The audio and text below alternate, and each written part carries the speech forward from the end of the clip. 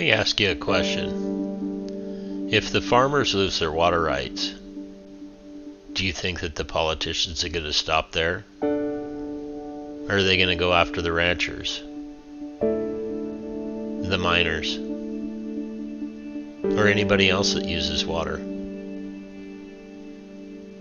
Who's going to grow our food? Do you know who the largest farmland owner is in America?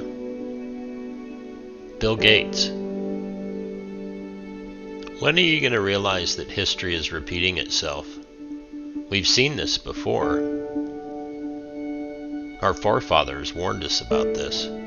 Our Constitution warns about this. Don't you find it odd that the government will come out and restrict water, make you pay for water and then not give you any water? And then those farmers are forced to sell their property at a substantially lower rate than what it's valued at, so people like Bill Gates can buy them up?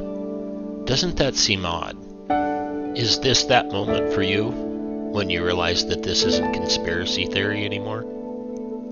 That all of this is intentional? This should be alarming to all of us, how they are trying to deliberately stop us from growing our own food. What you're about to hear is the story of just one farmer in the South Valley.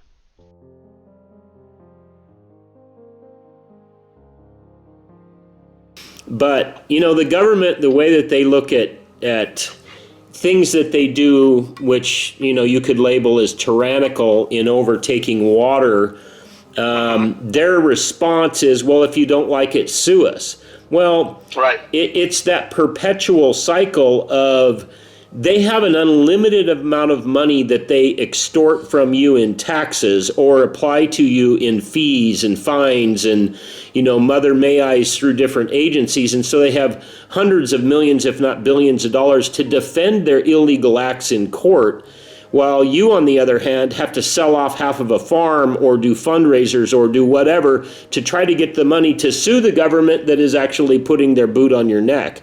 And yeah, exactly. And no, you're right. That is how it works. It's sue and settle.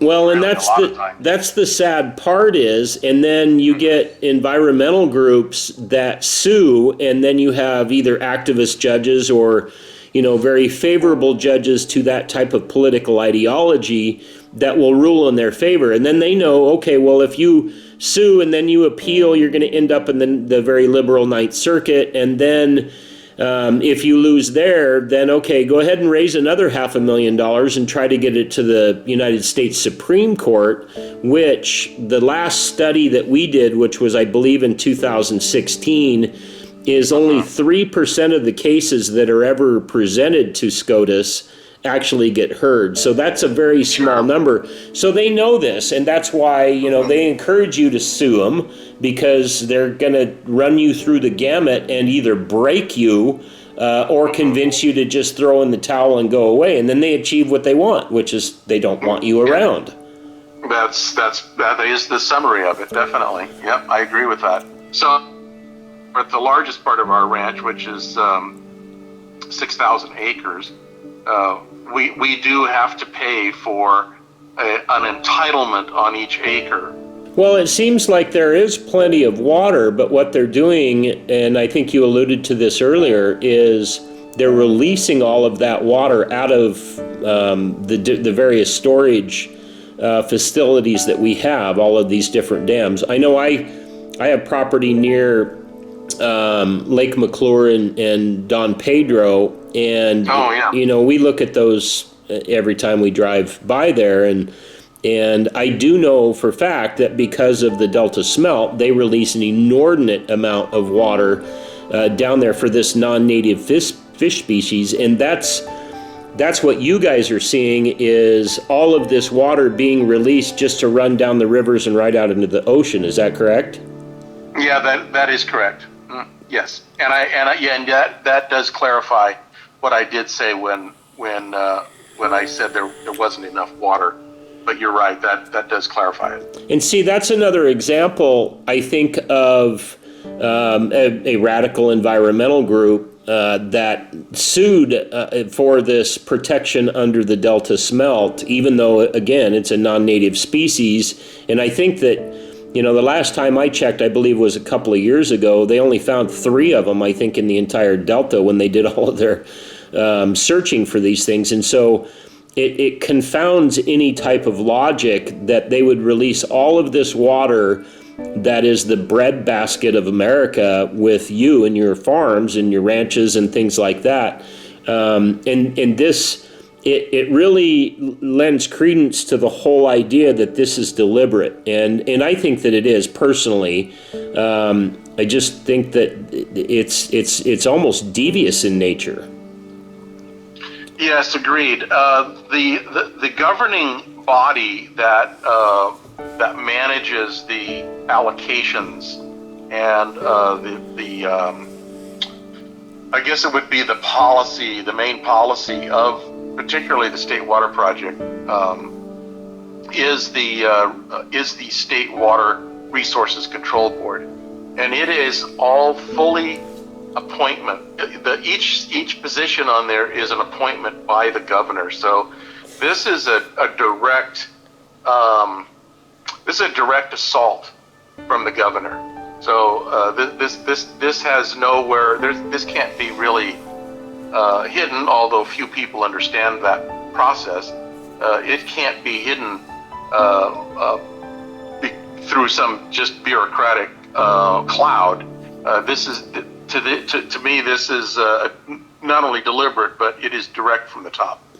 Well, it's the small farms and the independent operators, and it's no different than small-scale mining, where you have, or a 3 or a 5 person mining team that goes out and they're making a living and stuff. Is that it puts them out of business? Well, they're the ones that, buy hammers and shovels and gas and food and things like that in these small communities, and when they can't go out and spend their money, then those retailers and those small communities feel the impact of that, and it's probably no different in agriculture as well. So, but on the state project, it's been a little more volatile, and on the federal side, there are vastly more numbers of growers and landowners involved on the federal side, on the eastern side of the valley. They have not had to feel the impacts of zero allocation before. On the state project, we've had at least a couple in my lifetime where we've had zero allocations. And so this is impacting, this zero allocation on the federal side is really a big deal this year, because it involves a vast number, like I described earlier, it is a vast number of landholders who have got to scramble and figure out ways to get water for their crops, or they stop, or they fallow, or whatever they have to do. Well, now you had, if I could interject here, now you had mentioned earlier in our conversation that you had, I want to say it was several thousand acres of your almond trees that, because of the water allocation cuts that you've had to reduce those by 80%. Is correct. So how many acres was that, and then what was it reduced to? Well, of course, it's a bit complicated because we were able to sell a little bit of it, but we also rented some of it out. So for us on our particular farm, we dried up 2,500 acres, and so we're went down to farming 4,000 acres down to 800, as you described, with the 80%, and then we were able to farm all of our pistachios, which is about 800 acres on the State Water Project. Oh, wow. So, yes, it reduced our footprint dramatically. This gut-wrenching conversation with this particular farmer went on for over an hour. And you have to ask yourself, folks, at what point do you feel that you need to get involved, when you feel enough is enough? For us, that time has come. This is why we are announcing that Walk for Water Rights. We're going to walk from Barstow, California to Oakdale, California, starting on October 16th. We're not asking you to walk with us. We're asking you to support us, to share this story with your news media, with your friends. Put it on social media. Tell your neighbors, your cousins, your uncles. Tell everybody about this, and let us come together and put our foot in the sand and say enough.